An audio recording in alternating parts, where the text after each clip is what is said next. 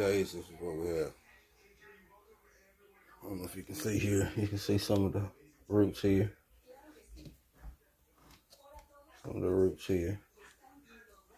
All the top growth. Let me see if I can get one out.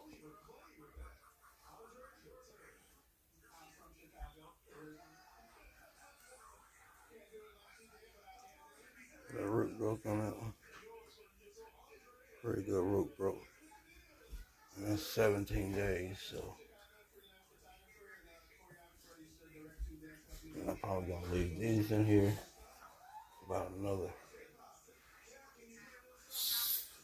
4 weeks at least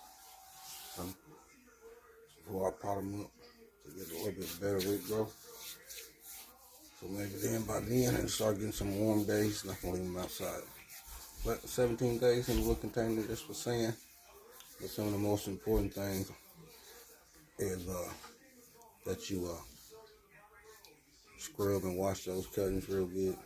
Don't keep the sand too moist, so you don't get that mold, that soft mold, and if that sand stays too moist, and if you don't wash them thoroughly before you put them in there. So you want to wash them pretty good. What I use is peroxide and water. Let them dry. Then I start rooting. Make sure that sand is pretty dry before you start. You don't want no real damp sand, because that moisture create mold. So yeah, 17 days. A lot of leafing out.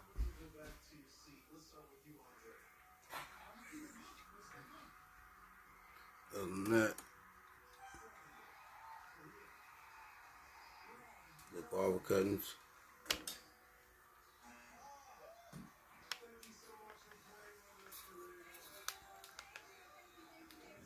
Right there, them the white guava cuttings, you can see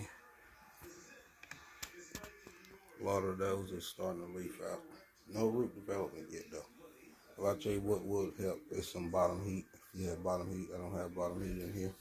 I just have them on the south side of the room or the house with some grow lights in the back. That's heating up my kumquats. Yeah. See, my kumquats are starting to turn.